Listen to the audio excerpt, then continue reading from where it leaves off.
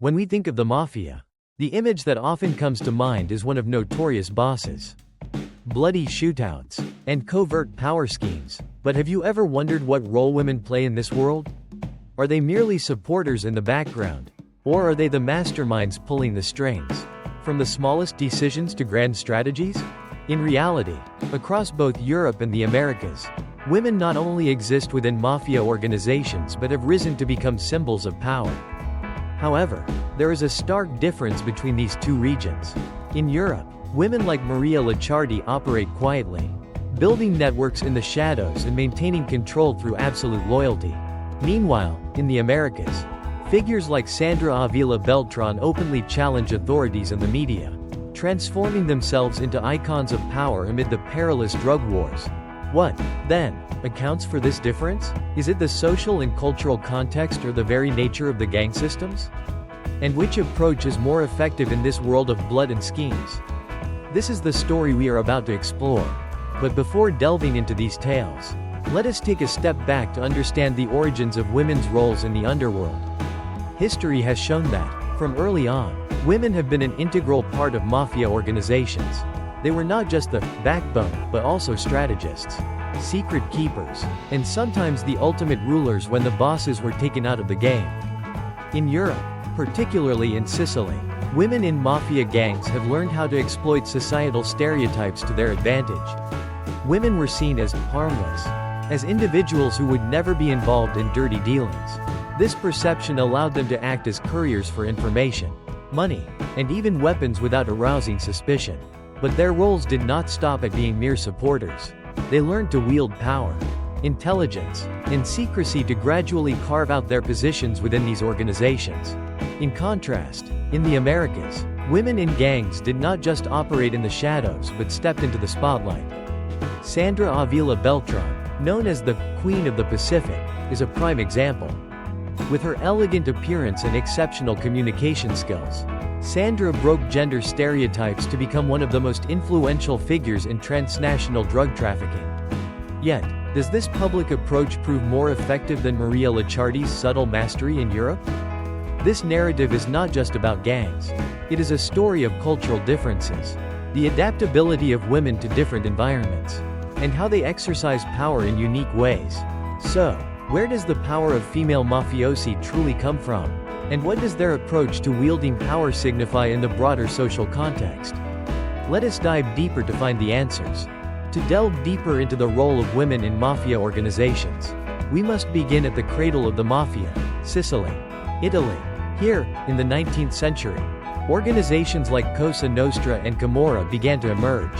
In their early days, women did not directly participate in meetings, smuggling operations, or bloody reprisals. Instead, they worked quietly yet effectively, taking on tasks that men often overlooked, keeping secrets, managing finances, and protecting their families.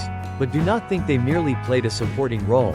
A prime example is Giuseppa Di Sano, one of the first women recorded as leading a mafia organization in Italy. Giuseppa did not just assist, she independently ran the organization's operations after her husband was murdered. She became a symbol of cunning and strength hidden behind a modest exterior. Authorities described her as a person who never appeared publicly, yet controlled everything. One key strategy used by European mafia women was exploiting gender stereotypes. During that era, women were perceived as harmless and were never suspected of involvement in criminal activities.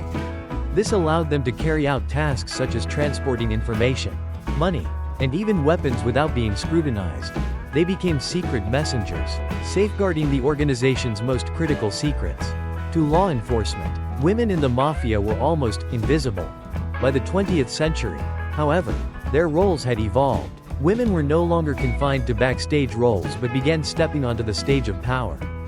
Take, for example, Maria Licciardi, one of the most infamous female leaders of the Camorra, a mafia organization based in Naples. Maria was not just a manager, she was a mastermind, orchestrating intricate plans to expand the organization's power, particularly in drug and arms trafficking. She was known for her cold demeanor and ability to command unwavering loyalty from those within her ranks. What set Maria Licciardi apart was her approach to building power. Maria never directly participated in violent reprisals or public confrontations. Instead, she focused on constructing a network of absolute loyalty. Traitors within the organization were swiftly dealt with, leaving no trace. This made her one of the most elusive mafia leaders in history. But what allowed Maria Licciardi to rise in such a ruthless environment? Perhaps it was the societal context of Europe. Here, mafia organizations operated in a more stable environment where subtlety and sophisticated strategies were prioritized over overt violence.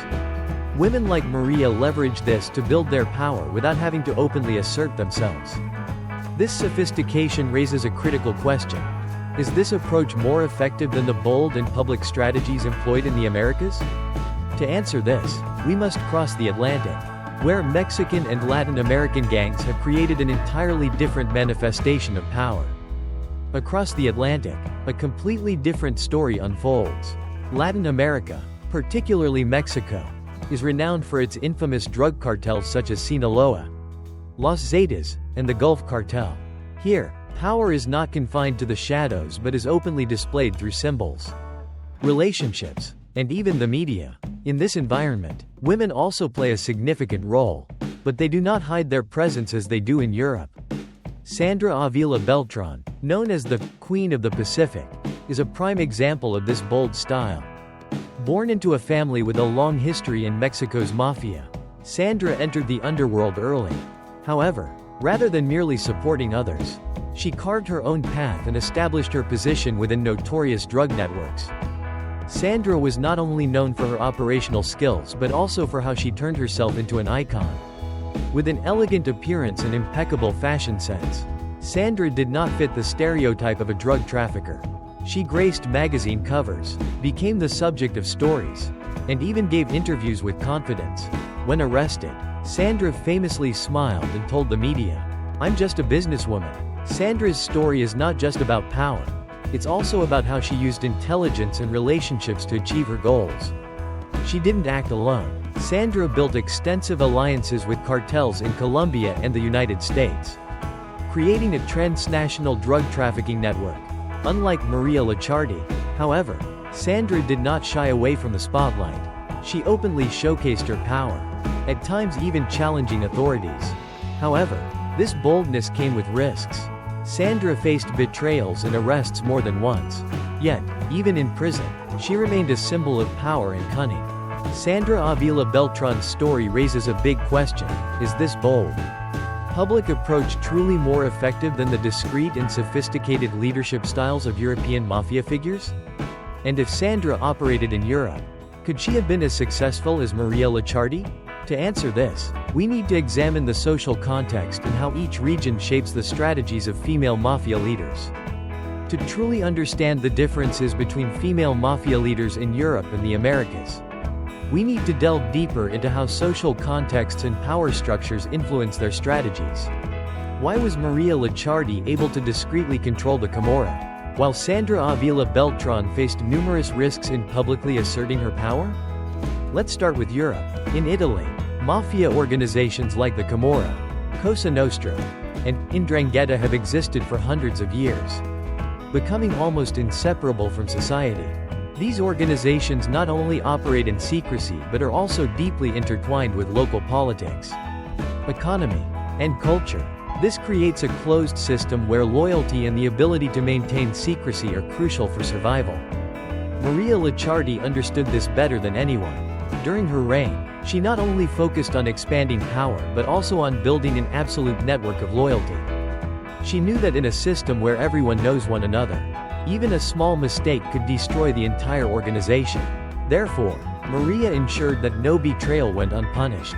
Traitors often disappeared without a trace, instilling fear and absolute loyalty within the organization. More importantly, Maria didn't need to confront authorities directly. In Europe, mafia organizations often avoid direct conflicts with the state. Instead, they leverage relationships with politicians and businesspeople to sustain their operations. This is a sophisticated yet effective strategy. And women like Maria are perfect leaders for such a system, discreet, cold, and always staying out of the spotlight. In contrast, the Americas, particularly Mexico, present a completely different landscape. Drug cartels do not operate within a closed system but constantly face external forces, governments, military, and rival gangs. This is a volatile environment where power is often built on strength and public presence. In this context, women cannot remain in the shadows but must step forward to assert their positions.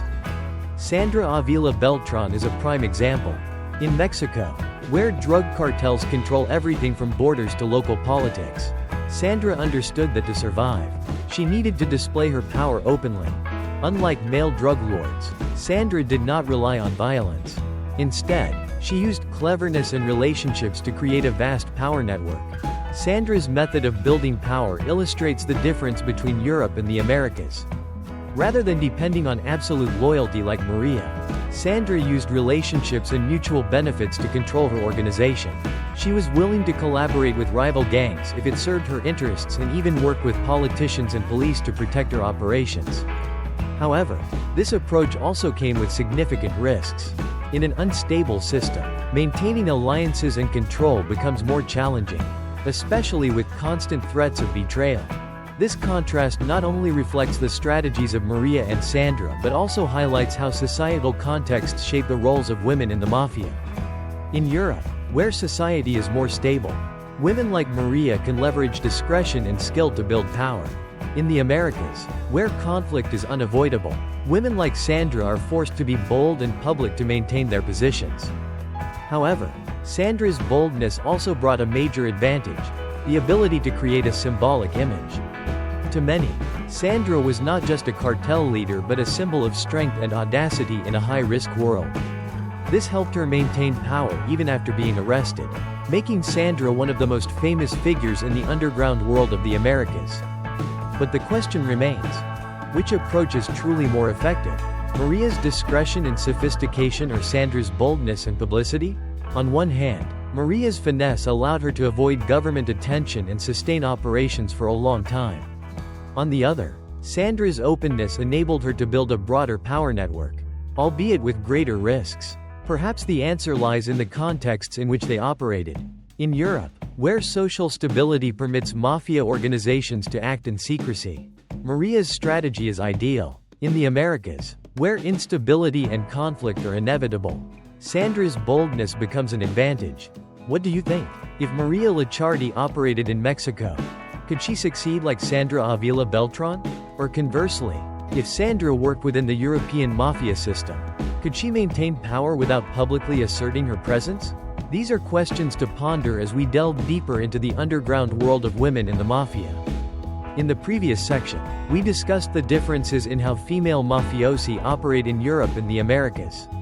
However, this distinction leads to a larger question: which strategy is truly more effective in maintaining power, controlling organizations, and ensuring long-term survival in a volatile underworld? To answer this question, we need to revisit how Maria Licciardi and Sandra Ávila Beltrán built and wielded their power. Maria represents a discreet, strategic leadership style, managing everything from the shadows.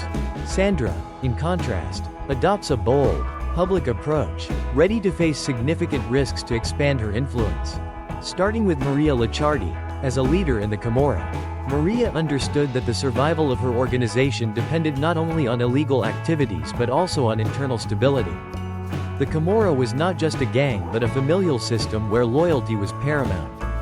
To maintain this, Maria established an unwavering rule: betrayal would be punished immediately and without mercy. Maria was also renowned for her ability to maintain absolute secrecy. She never left traces, avoided direct involvement in major operations, and conducted all transactions through trusted intermediaries. This made it exceedingly difficult for authorities to gather evidence against her. Her discretion not only helped Maria avoid legal attention but also solidified her power within the organization. Those under her command respected and feared a leader who remained unseen yet exerted immense control, a fear born from the knowledge that betrayal was never an option. However, Maria's strategy was not without limitations. Her discretion and tight control sometimes led to inflexibility. In a dynamic underworld where relationships and conditions could shift rapidly, maintaining a closed system could hinder the organization's adaptability. This is where Sandra Ávila Beltrán's strategy demonstrated its advantages. Unlike Maria, Sandra faced risks head-on. In the Americas, where gangs often compete fiercely for territory and smuggling routes, Sandra's boldness and public presence allowed her to build an expansive network of power. Sandra worked not only with Mexican gangs but also collaborated with drug cartels in Colombia and the US. This transnational approach generated massive profits and strengthened her position in the criminal underworld. A notable aspect of Sandra's strategy was her ability to sustain alliances. In an environment where betrayal was common among gangs, building and maintaining trust was no easy feat. Yet Sandra achieved this by creating mutual benefits. She did not demand absolute loyalty but instead ensured that everyone involved profited. This fostered a flexible partnership model, allowing Sandra to adapt to changes without losing support. However, Sandra's bold strategy also came with significant risks. Her public appearances in the media and willingness to confront authorities made her an easier target. In reality, Sandra was arrested multiple times and faced serious charges, issues that Maria Licciardi rarely encountered due to her discreet approach. Relying on alliances also posed risks, especially when partners betrayed her or were apprehended by authorities. So, between Maria's discretion and Sandra's boldness, which strategy is more effective? This depends greatly on the context in which they operate. In Europe, where societal stability allows mafia organizations to act in secrecy, Maria's strategy is ideal. In the Americas, where gangs face constant conflict and need a strong presence to survive, Sandra's approach proves more suitable. Another aspect to consider is how these strategies shape the public image of female mafiosi. Maria Licciardi is almost unknown outside the underworld. Yet within the Camorra, she is a symbol of power and fear. In contrast, Sandra Ávila Beltrán became a famous figure, not only in the criminal world but also in the media and public imagination. This raises an intriguing question: does a female mafiosa need fame to maintain power? Or is true power rooted solely in internal control, independent of the public spotlight? Ultimately, both strategies have their strengths and weaknesses. Maria Licciardi and Sandra Ávila Beltrán exemplify the stark differences in how women wield power in two vastly different contexts. But what makes them remarkable is not just their strategies but their ability to adapt and capitalize on circumstances to rise in a world that traditionally leaves little room for weakness. What are your thoughts on these two approaches? Could Maria's discretion and sophistication thrive in the harsh environment of the Americas? Conversely, could Sandra's boldness and public presence fit into a closed system like Europe's? These are questions that only history and context can answer. Through this journey of uncovering the secrets of female mafias in Europe and the Americas, we've come to see two strikingly contrasting portraits of power. On one side, there's the discretion and strategic subtlety of Maria Licciardi in the shadows. On the other, the audacity, public prominence, and finesse of Sandra Ávila Beltrán. Two leadership styles, two opposing strategies, and two entirely different societal contexts. Yet, both left indelible marks on the history of the underworld. Returning to the big question we posed at the outset: which strategy is more effective? The answer lies not solely in the individual or leadership style but significantly in the context in which these women operated. In Europe, a region with a long history of mafia organizations and a certain degree of societal stability, women like Maria Licciardi have demonstrated that discretion and sophistication are keys to survival. Without seeking public attention or relying on bold displays, Maria built her power through internal control and the unwavering loyalty of her organization's members. This allowed her to evade governmental interference and sustain a power network that spanned decades. But could this strategy survive in a setting like the Americas? A region where gangs not only confront each other but also contend with relentless crackdowns from the military and government forces. In such a context, Sandra Ávila Beltrán's strategy seems more fitting. She didn't hide in the shadows but instead faced risks head-on, building a strong public image and asserting her power to counter threats from all sides. However, Sandra's boldness also came with limitations. Her public appearances and media exposure made her an easier target for authorities. Sandra faced multiple arrests and years of imprisonment, challenges Maria rarely encountered due to her discreet approach. This raises the question: if Sandra operated in Europe, Could she maintain power without publicizing her presence? Conversely, if Maria had to navigate the ruthless drug cartel landscape of the Americas, would her discretion suffice for survival? Another fascinating aspect of comparing these two women is how they shaped their images. Maria Licciardi left almost no public trace. Her name surfaced only in government reports and whispers within the underworld. She embodied fear and respect internally within her organization but left no impression in the public eye. Meanwhile, Sandra Ávila Beltrán became a global icon, not just in the underworld but also in the media. Her confident smile at her arrests, her poised photographs in newspapers, all contributed to an image many refer to as the Queen of the Pacific. Yet this image raises a larger question. Does a female mafiosa truly need fame to maintain power? In Europe, the answer appears to be no. Maria's power didn't stem from external recognition but from her ability to control her organization and foster loyalty. However, in the Americas, where gangs fiercely compete for dominance, fame becomes a powerful weapon. For Sandra, her bold and public persona not only helped sustain her power but also created widespread influence, ensuring that even after her arrest, she remained a symbol in the eyes of many. The stories of Maria and Sandra also spotlight another issue: the role of women in society. Are they truly powerful leaders? Or are they products of a world where women are forced to use every means at their disposal to survive? Both Maria and Sandra were born into environments with limited choices. They not only faced gender stereotypes but also had to navigate systems where violence and control were inevitable. So, did their power arise from their inherent nature? Or did circumstances compel them to become the leaders they were? As this narrative concludes, we don't just see two distinct leadership styles but also glimpse the complex fragments of women's roles in the underworld. Maria Licciardi and Sandra Ávila Beltrán are vivid examples of how women can adapt and rise in the harshest conditions. Yet they also remind us of the injustices and limitations society imposes on women, forcing them to take extraordinary paths to assert their positions. So, what do you think of their stories?